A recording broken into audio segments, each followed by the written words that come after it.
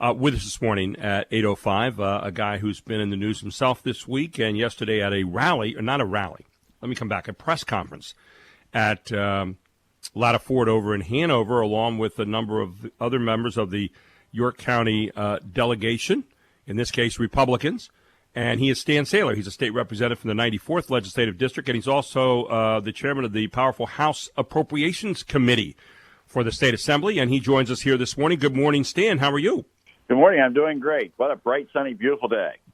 Oh, it's a gorgeous day, and we're actually starting to look like it might turn into May here soon by Friday with the 80 degrees coming up. I wonder where it's been because I thought I was in fall up to this point.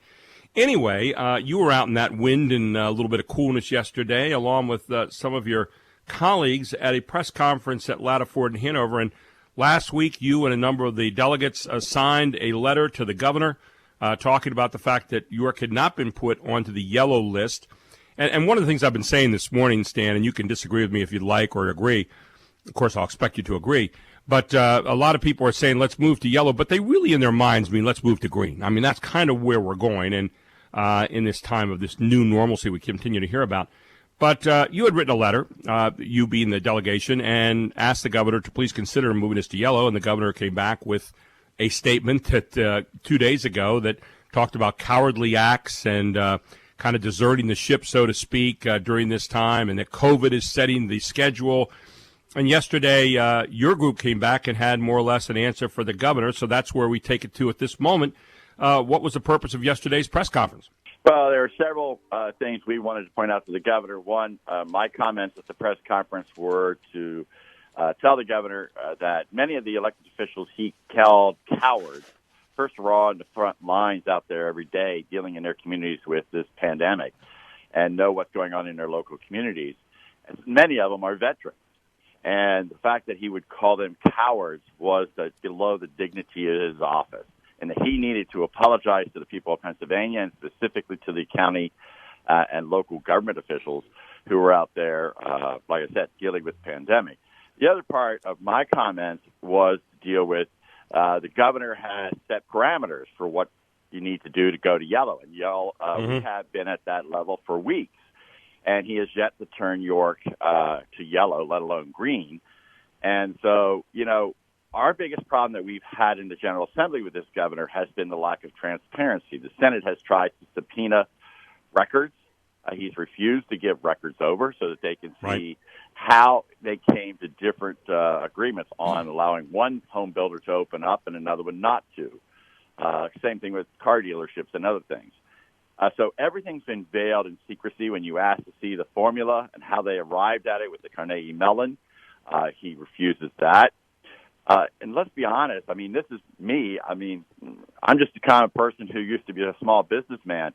If I'm going to take advice on whether Pennsylvania should be open or a certain county should be open, I'm taking it from healthcare officials, not Carnegie Mellon, which is a business school, UPMC, University of Pittsburgh Medical Center, WellSpan.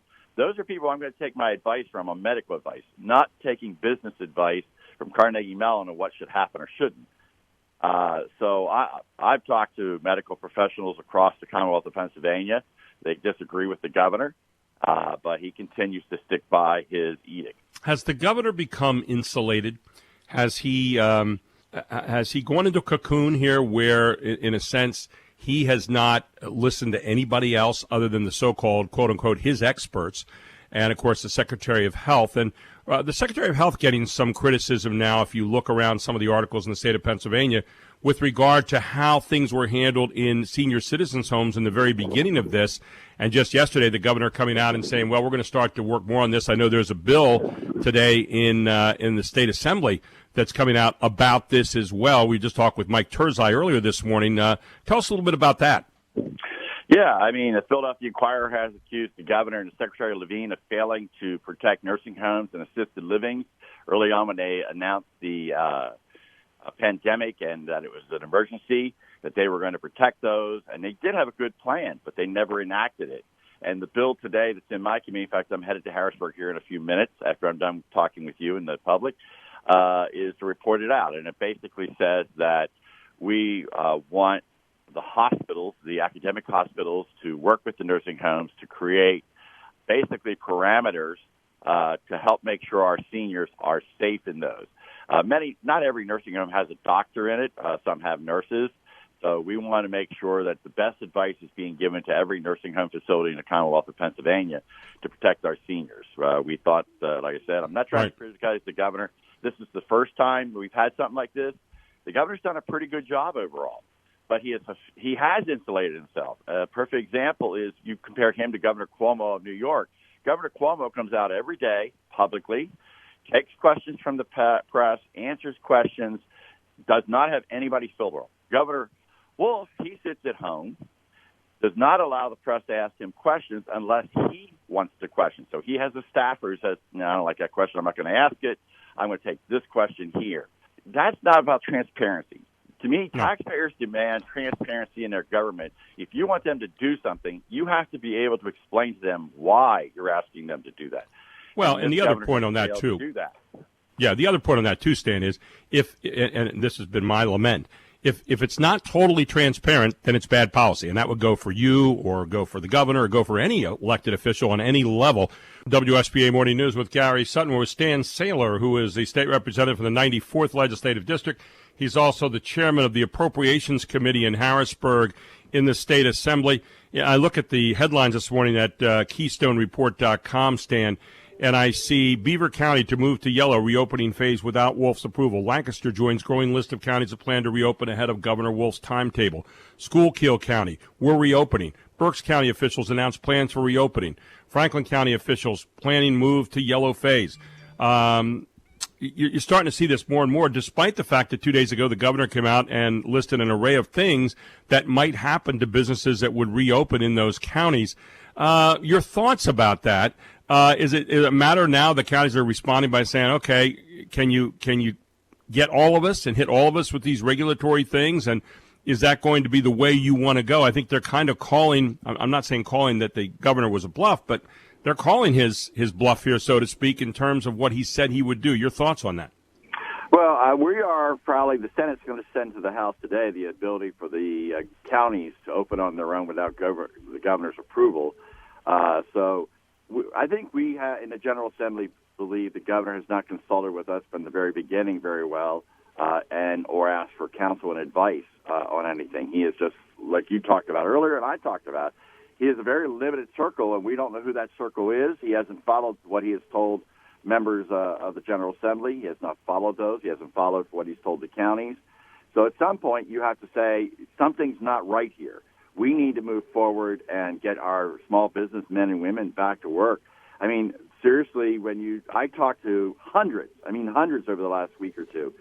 Gary, many of them applied for unemployment 7 weeks ago and still have yet to get a check. And I've had people, men and women, crying to me that they can't and don't have any food. They're running out of food because they haven't gotten the checks yet. I mean, there's a multitude of breakdown in the state government that the governor does not seem to recognize why he needs to act quicker and be more open about this. Listen, the defense of the governor, I think at the very beginning, you say, okay, it was an emergency, and the governor had to react. And, if you're looking at someone who's going to react on a daily basis, the governor becomes more available to do that maybe than the legislative branch does. But when it becomes a period of time where now we're getting into 2 to 3 months, now you get in and you start to say, it would be like giving the president, a power to act militarily over a period of time. And then you say, at what point in time does that become war?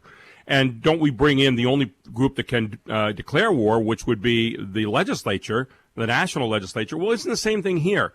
We have a situation where the governor does have emergency powers. We understand that. And yet, when does that become the status quo way of governing?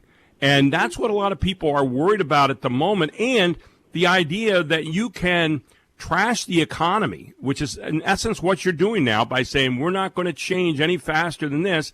And I'm not, again, suggesting that he may not have good will at heart. And yet what it's doing to people and the kinds of stories you're describing here, I'm hearing the same kinds of stories from people, and they're not receiving monies on time, and they're not getting those monies in there, and they are having problems. At what point in time does he then owe it to us to go to the places where we elect representatives and many more people and many more voices and many more ideas to get in there and consult with him, which would be the state legislature and others? Well, that's exactly it. And let me make this clear. This isn't Republican versus Democrat here. No. Many Democrats are with us in what we've been doing. In fact, the Bucks County commissioners, who are Democrats, by the way, gave the governor till Saturday to open up Bucks County, or they were going to do it. So this isn't Republican versus Democrat. This is local elected officials. This is state General Assembly members who have constitutional responsibilities as well, saying to the governor, you have got to follow the rules you've laid down, or you need to be more transparent. You cannot ignore the General Assembly. You can't ignore county commissioners. When we're asking for information, you need to work with us as a team.